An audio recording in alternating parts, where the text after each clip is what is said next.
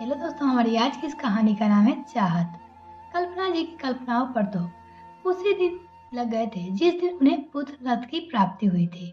तब से लेकर अब तक कल्पना जी बस यही अभिलाषा है कि अपनी बहू से वो सारी सेवाएं करवाएगी जो अब तक वो अपनी सास के लिए करती आई है। जब भी बहू की बात चलती, कल्पना जी के चेहरे पर चमक दौड़ जाती और कई तरह के सपने उनकी आंखों में तैरने लगते।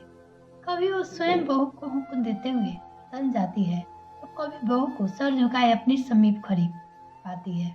25 साल से बस यही ख्वाब संजोए बैठी थी कि कब बहू दहलीज पर पांव रखेगी और उनका ओहदा बढ़ेगा। वह बहू को सास बन जाएगी और फिर वह भी दूसरी सासों की तरह अपनी बहू पर राज कर पाएगी। कल्पना जी तब भी किसी शादी ब्याह या समारोह में जाती, उनका बस एक ही लक्ष्य होता, अपने लिए एक बहू की तलाश करना जो उनकी सेवा एक आदर्श बहू की भांति करे। दिन को अगर वो रात कहे तो रात कहे, लेकिन कभी कभी उनका मन व्याकुल तब हो जाता जब किसी सास से बहू पुरानी सास की व्यर्था सुन लेती। जब कोई सास यह कहती कि आजकल की लड़कियां तो बस रंग बिरंगी तितलियां बनी फिरती है। सास को कहाँ सास नहीं समझती, सास की एक बात नहीं सुनती। उस वक्त कल्पना जी को अपने कल्पनाओं पर वज्रपात हुआ जान पाता था और इसी भय की वजह से उन्होंने अपने मोहल्ले में बनी सास यूनियन के अजीब सदस्य ग्रहण कर ली और नियमित रूप से आयोजन होने वाली सभा में बैठने में शामिल होती है ताकि अनुभवी सास को यह ज्ञान प्राप्त कर सके कि बहू से किस प्रकार सेवाएं ली जा सकती है। बेटी की जब से सरकारी नौकरी लगी तब से कल्पना जी फूली ना समा रही है। उनके पैर तो जैसे जमीन पर ही नहीं रहे, क्योंकि सरकारी नौकरी वाला जमाई कौन नहीं चाहता है।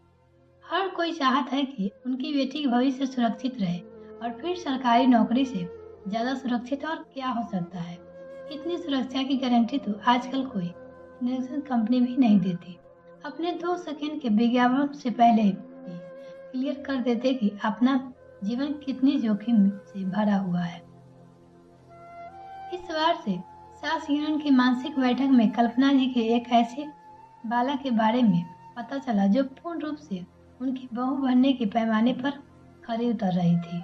अभी वो होम साइंस ग्रेजुएशन से फाइनल ईयर की छात्रा थी और घर के सभी कामकाज में प्रगत हुआ, न दूसरी लड़कियों की तरह आधुनिक थी और न ही कैरियर थी। ये समझ लीजिए कि पूरी तरह से बहू के पैकेज में फिट बैठती थी।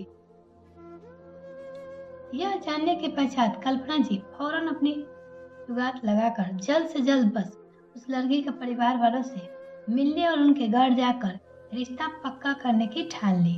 और जब कल्पना जी अपने पति से इस बारे में बात की तो उन्होंने कहा, श्रीमती जी, एक बार अपने बेटे की मर्जी तो जान लीजिए। सिर्फ उस लड़की के संग अपनी पूरी जिंदगी गुजारनी है। कैसे ऐसा न हो कि बहू की सेवा के सुख चाम में अपने बेटे का सुख गवा बैठो। उसके पति ने कहा पत्नी से। कल्पना जी उस लड़की के घर जाकर शादी तय करने की योजना बनाने लगी। उन्होंने अपने उपयोग से एक साड़ी वो साड़ी के निकाल ली और जो खास मौके पर पहनने के लिए सहेज कर रखी थी। आखिरकार अब उन्होंने अपना सपना साकार होता नजर आ रहा था।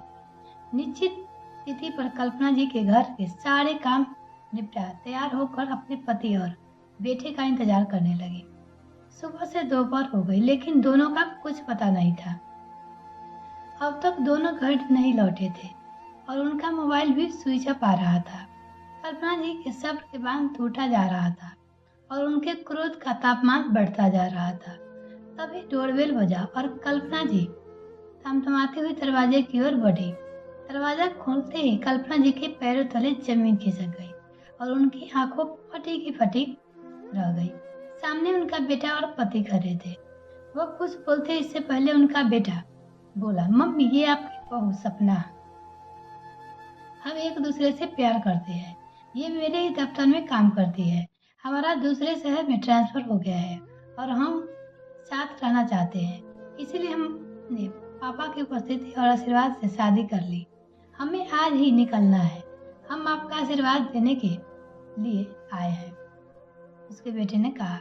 ऐसा कहकर दोनों कल्पना जी के चरण स्पर्श कर उनसे आशीष लेकर चले गए और कल्पना जी उन्हें जाते हुए देखती रही। उनका बरसों का सपना पल भर में टूटकर चूर चूर हो गया।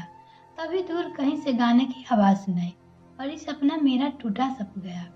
यह गाना सुनकर जब कल्पना जी ने अपने पतिदेव की ओर देखा और पतिदेव मुस्कुरा रहे थे, यह देखकर कल्पना जी भी मुस्कुरा हुई बोली, चलो मैं चाय बनाकर लाती हूँ। झूले पर बैठकर साथ में चाय का आनंद लेते हैं। मिलते हैं फिर नेक्स्ट फ्रेंड, तब तक के लिए bye. Thanks for watching this video.